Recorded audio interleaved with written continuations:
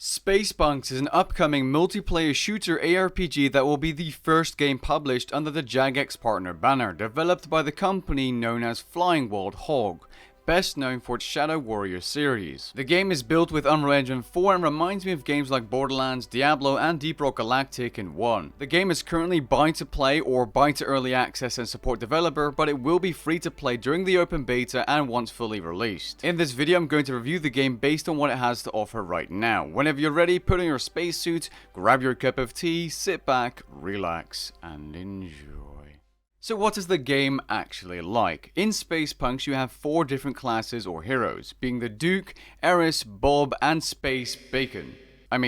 Finn. Now while you can only pick one hero at the start, you seem to be able to unlock the other heroes using the diamond currency, which doesn't seem to take that long to obtain at all, so don't be too worried about picking the wrong hero or class. Now after your first tutorial mission, you are teleported to this hub, which is basically the town where you gear up, change weapons, scrap items, grab tasks and missions, set up skills, craft weapons and more. Yes, you noticed that correctly, there is a premium shop. This game will have microtransactions, but it seems mostly cosmetic, although I'm not so sure about the companion and attachment categories you can see in the shop right now. According to the mods in the Discord, there are no plans for non-cosmetic pay-to-win microtransactions, and I sincerely hope it stays that way. Moving on, after you've grabbed your tasks and changed whatever you needed to change at the hub, you hop back into these missions. The core gameplay and leveling process seems to revolve around objective-based gameplay. If you've played Deep Rock Galactic before, this will all seem very familiar to you. You only have access to one planet with missions at first, but as you progress and gain more fame related to the game's progression system, you'll gain access to other planets and game modes. And once you start to do more of those missions, you start to get a feel for the combat, and I really do have to say it's super satisfying in this game. The critical hits, the explosions, it all feels really nice and smooth. It's also quite simple to understand, even if you've never played an ARPG before. Heck, I'd even go as far as saying you've never played a video game before. Your left mouse button is used for melee attacks, and to shoot your ranged weapon once you've aimed using your right mouse button, you also click the left mouse button.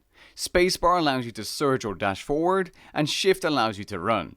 Extremely simple and not overwhelming whatsoever, especially since you don't start out with a ton of skills. Now even though the combat is really satisfying, within 2 to 3 hours you will start to notice a trend in the type of objectives you have available to you, especially on the first planet. Objectives so far seem to consist of kill an amount of enemies or clear an area of enemies, find a certain item then charge up the power supplies, replacing batteries, reconnection with an overseer, basically defending some kind of uplink device, escorting a transporter, or basically defending it, or killing multiple special enemies, aka mini bosses, and sometimes a big boy boss as well, which in my opinion is the most fun type of mission. Now if I'm being entirely honest, having repetitive type missions or objectives does not have to be a downside at all.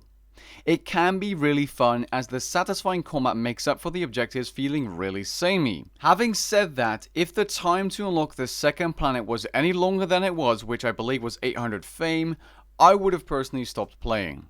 Once you unlock the second planet though, you have a pretty new environment to receive missions in, which got me excited again. The missions are still very similar or spin-offs of the original type of missions, but like said previously, this doesn't have to be a problem if the combat is satisfying. At this point I had also unlocked new skills, new weapons and so on, so I was back into the game. As a comparison, the missions in the early access game Deep Rock Galactic are very samey as well, or at least when I reviewed it, there were only really 5 categories of missions.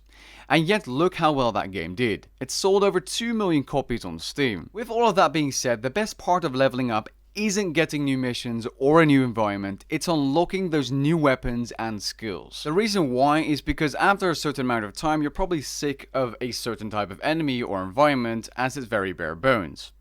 But skills and weapons are really fun all the way through. Skills are unlocked by leveling your character, and you slowly but surely become more powerful. Early level skills get upgrades the higher level you become as well. Each hero of course has their own skill set, but I chose for Bob because I want to bug people.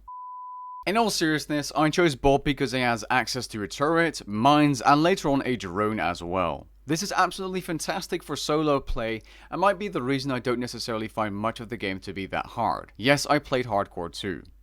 You also have a talent tree for passive buffs and stat increases. The talent tree is simple to understand and really straight to the point. It wouldn't take you very long to get an idea of where you want to focus your talent points. Unlike Path of Exile. I'd like to say this is a very casual gamer friendly game. One interesting thing about the talent tree is the empty talent slots. In these slots you can equip talent items of your own choosing. Really cool. Now in terms of weapons, there seems to be a small variety of guns and melee weapons, all of which have unlimited ammo but seem to work similarly to how the weapons in Star Wars Battlefront 2 work, where you have to wait a bit and then you can fire again, turning down the heat or something. Out of all of these weapons I have tried so far, the pointer, or Gauss rifle, is by far the most powerful. It shoots through walls, it has high damage, the beam has quite a large hitbox, and the only downside to the weapon is its rate of fire, but that doesn't necessarily matter because it's so darn good. If there's anything that comes close to reducing enemies to ash with a single blast, this is definitely it, and I can tell you it's a lot of fun. According to some other high level players I've seen talking, other weapons with certain prefixes or effects like ricochet are better. I personally found the minigun and shotgun to be pretty good as well. But after trying the dual pistols, I knew I was going to be a basic beam spamming boy. Melee combat is great and all, but it seems to diminish in power once you get to some tougher enemies. I prefer to yeet around and blast them from a distance with a pointer instead.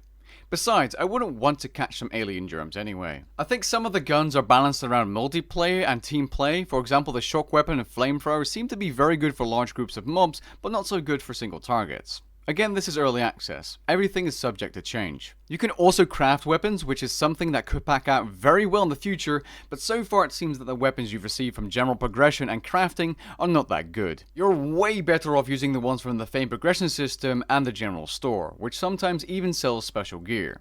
Tasks and missions help increase the amount of fame you gain considerably. Alongside weapons, you have some different items you can equip to increase the strength of your hero, like a shield generator, up to 6 slots.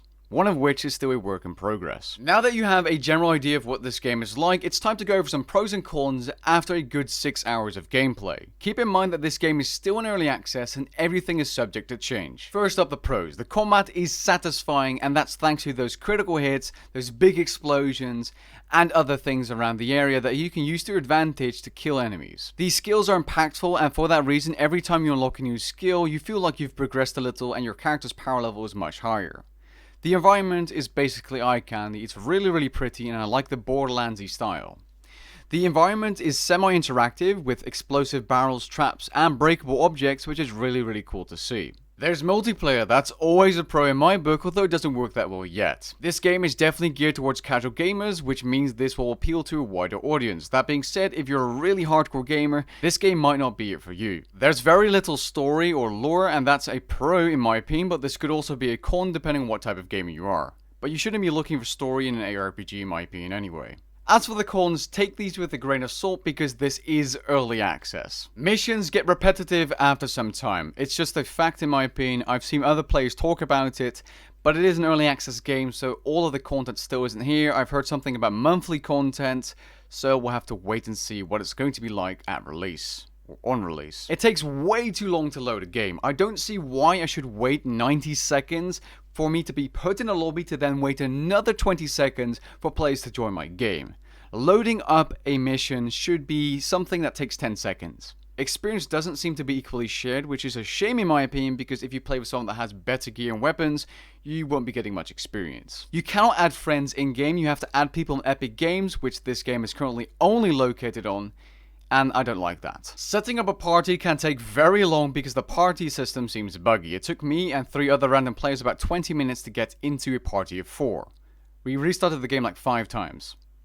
And finally, playing with a full party can make your FPS drop significantly, and this is unacceptable if this was a full release. It's an early access. Optimization is usually something that happens later. I've seen it in plenty of games. I'm not too worried about it yet, but currently it's really bad if you're playing with 4 players, and I was playing on max settings. I have a powerful PC. I don't think I should be getting 30 FPS on this game. And it's on Epic Games only, which I'm sure plenty of you guys don't like. We want it on Steam. I know you do.